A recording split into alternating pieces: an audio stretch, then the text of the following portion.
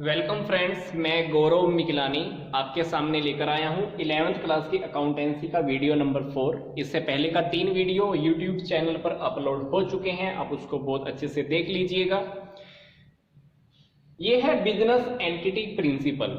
ये एक ऐसा प्रिंसिपल है जिसको अगर आपने अभी तक नहीं देखा है पहले, और अगर आप 11th या 12th क्लास में 12th में भी पहुंच गए हैं और अगर फिर भी आपको अकाउंटेंसी समझ में नहीं आ रहा है, तो इसका एक कारण ये भी हो सकता है कि आपने अभी तक ये प्रिंसिपल अच्छे से नहीं समझा हो।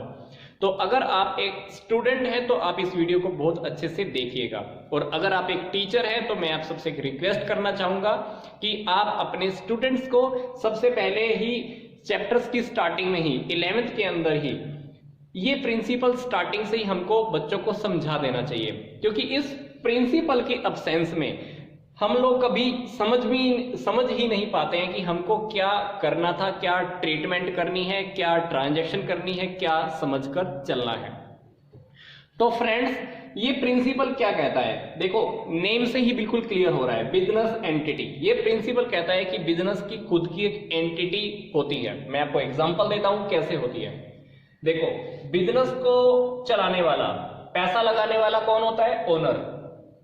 हैंडल करने वाला मान लो मैनेजर, वहां पे नौकरी करने वाले एम्प्लॉइज, कुछ और लोग भी होते हैं जो एक बिजनेस के साथ डील करते हैं। तो क्या ये सभी लोग कह सकते हैं कि मैं खुद बिजनेस हूं? नहीं, इनमें से कोई भी पर्सन ये नहीं कह सकता कि ये खुद बिजनेस है, बल्कि ये तो बिजनेस को चला रहे हैं। मतलब कहने का क्या मतलब है कि बिजनेस की खुद की अलग से एक एग्जिस्टेंस होती है, इसका एक अलग से एक अस्तित्व होता है।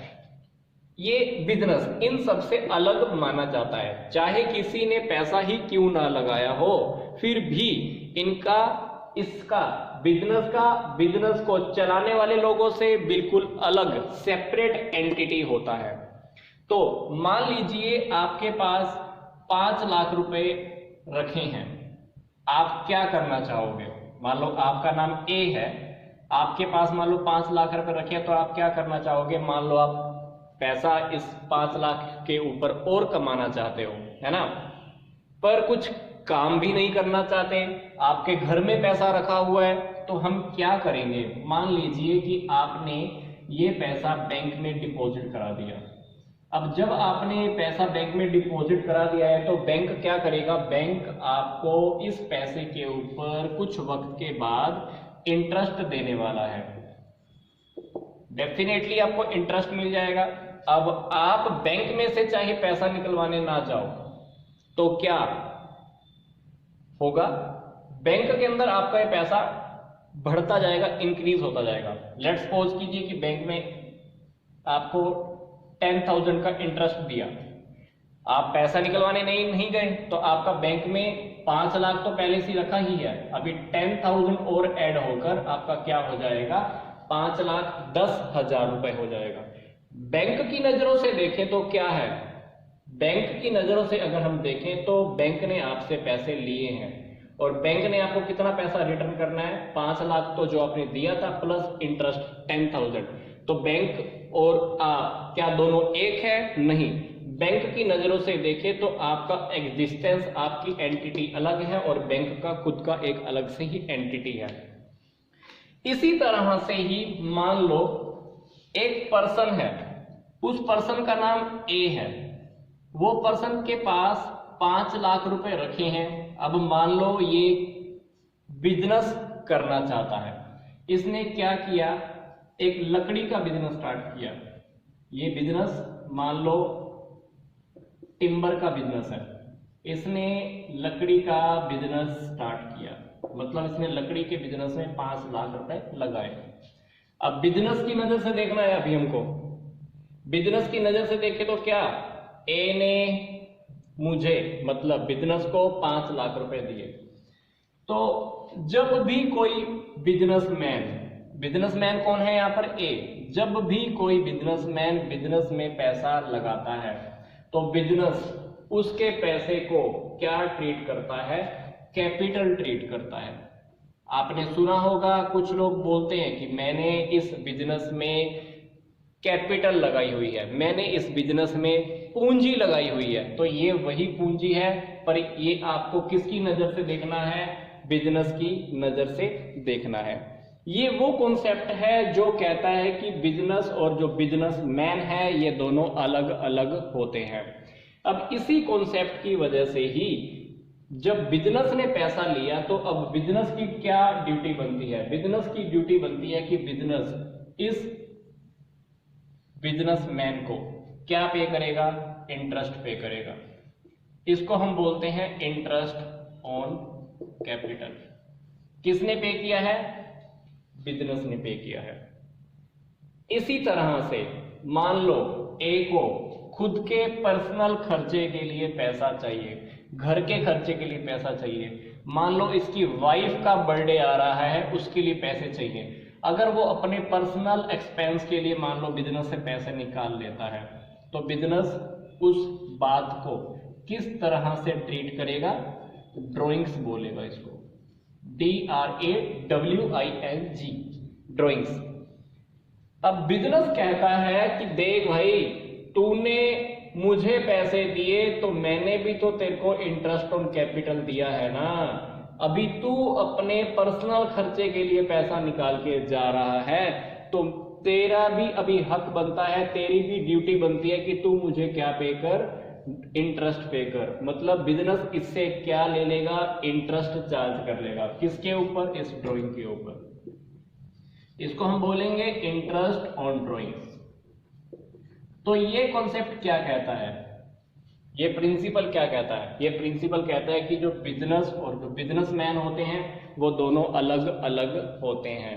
हमको काम किसकी नजर से करना है? हमको एंट्री किसकी नजर से करनी है? बिजनेस की नजर से करनी है। बिजनेस की नजर से देखो तो देखो क्या हमको समझ में आ रहा है। बिजनेस की नजर से देखो, मैंने 5 लाख रुपए लिए, मैंने इंटरेस्ट ऑन कैपिटल पे किया, उसने ड्राइंग कर ली, मतलब मेरे में से पैसे निकाल लिए, फिर मैंने उससे इंटरेस्ट ऑन ड्राइंग चार्ज कर ली, मैंने उससे पैसा ले लिया। इस कॉन्सेप्ट के बेस पर ही बिजनेसमैन को अपने पर्सनल खर्चे, अपने घर के खर्चे, अपनी पर्सनल कार का खर्चा, अपनी पर्सनल इनकम, उसको इस बिजनेस से अलग रखनी पड़ती हैं। क्योंकि अगर वो अपने घर के खर्चे, पर्सनल खर्चे भी इस बिजनेस के अंदर इंक्लूड कर देगा तो क्या नुकसान होने वाला है? वो बिजनेसमैन कभी भी नहीं जान पाएगा कि मेरे को इस बिजनेस से प्रॉफिट हो रहा है या लॉस हो रहा है। इसलिए ये प्रिंसिपल कहता है कि बिजनेसमैन को अपने घर के खर्चे, पर्सनल एक्सपेंसेस उसको अलग से मेंटेन करने चाहिए, इसके बीच में इंक्लूड नहीं करना है। अब इसी तरह से मान लो इसी बिजनेसमैन का अलग से एक कपड़े का बिजनेस और चल रहा है, एक बिजनेस और चल रहा है। वो किस चीज का बिजनेस है? कपड़े का। तो ये प्रिंसिपल ये भी कहता है, क्या कहता है कि इस बिजनेस के जितनी भी आप ट्रांजैक्शंस करोगे, इस बिजनेस के जितने भी आपको अकाउंट्स हैं वो आपको इस बिजनेस के अकाउंट्स के साथ नहीं मिक्स करने, आपको अलग रखना है। क्योंकि आप कपड़े का बिजनेस और लकड़ी के बिजनेस के दोनों के अगर खर्चे, इनकम सब इंक्लूड कर दोगे तो क्या आप कभी जान पाओगे कि इस बिजनेस में से लॉस हो रहा था कि इस बिजनेस में से लॉस हो रहा है, इस बिजनेस में से प्रॉफिट है या इस बिजनेस में से प्रॉफिट है? तो ये कभी भी आप पॉसिबल नहीं कर पाओगे, नहीं जान पाओगे। तो ये प्रिंसिपल क्या बोलता है? पहली बात तो क्या बोलता है? ये कहता है कि बिजनेस और बिजनेसमैन दोनों अलग अलग होते हैं। दूसरी बात, आपको सारा का सारा काम किसकी नजर से करना है? बिजनेस की नजर से करना है। फिर ये प्रिंसिपल कहता है कि अगर बिजनेसमैन के खुद के घर के खर्चे हैं तो उसको अलग से मेंटेन करने पड़ेंगे। फिर चौथी बात ये प्रिंसिपल कहता है कि बिजनेसमैन के अगर अलग से कोई और बिजनेस भी है तो उस बिजनेस के अकाउंट उसको अलग से मेंटेन करने पड़ेंगे। और इस प्रिंसिपल को अगर हम फॉलो नहीं करते हैं तो क्या नुकसान होगा? हम कभी भी बिजनेस की एग्जैक्टली पोजीशन को नहीं पता कर पाएंगे कि हमको बिजनेस में प्रॉफिट हुआ या लॉस हुआ, हमारे बिजनेस में कितनी प्रॉपर्टीज है, कितने लोगों को पैसा लेना है, कितने लोगों को हमने पैसा देना है। तो ये प्रिंसिपल को फॉलो करते ही आप इसके ऊपर बहुत अच्छे से अपना जितना भी लाइफ में आप आगे अकाउंट पढ़ने जा रहे हो, आपको हमेशा ये कॉन्सेप्ट काम आने वाला है, कभी भी आप इसको भूल नहीं सकते हैं। तो ये एक ऐसा प्रिंसिपल है जो हर प्रकार की ऑर्गेनाइजेशन के अंदर अप्लाई होता है। किसी भी प्रकार का जो आप बिजनेस कर रहे हो, ये हर जगह पे आपको अप्लाई करना ही होगा। चाहे आप अकेले रहकर बिजनेस चला रहे हो, फिर भी आपको ये बात माननी पड़ेगी। आप चाहे पार्टनरशिप चला रहे हो या आप कंपनी चला रहे हो, फिर भी वहां पर भी ये प्रिंसिपल बहुत अच्छे से अप्लाई होता है। तो सिंपल सी बात, जितनी भी आपने बातें समझनी है बिजनेस की नजर से समझनी है कि मैंने पैसा लिया, मैं पैसा दूंगा, इंटरेस्ट ऑन कैपिटल दूंगा, इंटरेस्ट ऑन ड्राइंग लूंगा। बिजनेस की नजर से देखो, इंटरेस्ट ऑन कैपिटल क्या है, मुझे देना पड़ रहा है ना, तो इंटरेस्ट ऑन कैपिटल बिजनेस की नजर में खर्चा है। इंटरेस्ट ऑन ड्राइंग मैंने लिया है, बिजनेस की नजर से देखें तो ये इंटरेस्ट ऑन ड्राइंग मैं ले रहा हूं, तो मतलब ये मेरी इनकम है।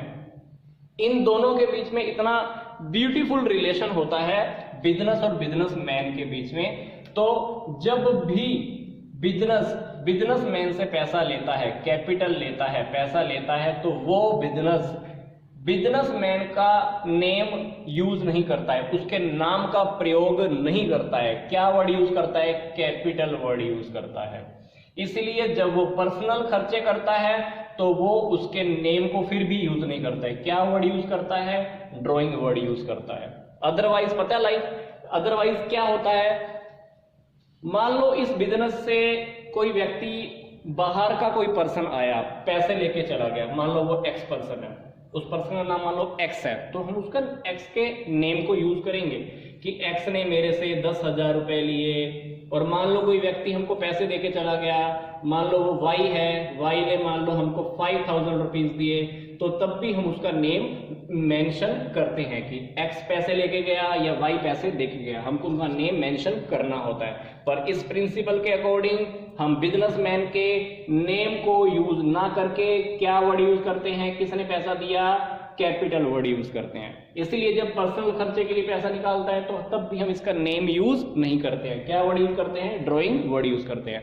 तो ये प्रिंसिपल आप बहुत अच्छे से देखिए, बहुत अच्छे से समझिए, और अगर आप ये प्रिंसिपल समझ जाते हैं तो मैं आपको गारंटी के साथ कह सकता हूं कि आपकी अकाउंटेंसी की 95% प्रॉब्लम्स बिल्कुल सोल्व हो जाती हैं। तो यहां तक का वीडियो देखने के लिए आपका बहुत बहुत धन्यवाद।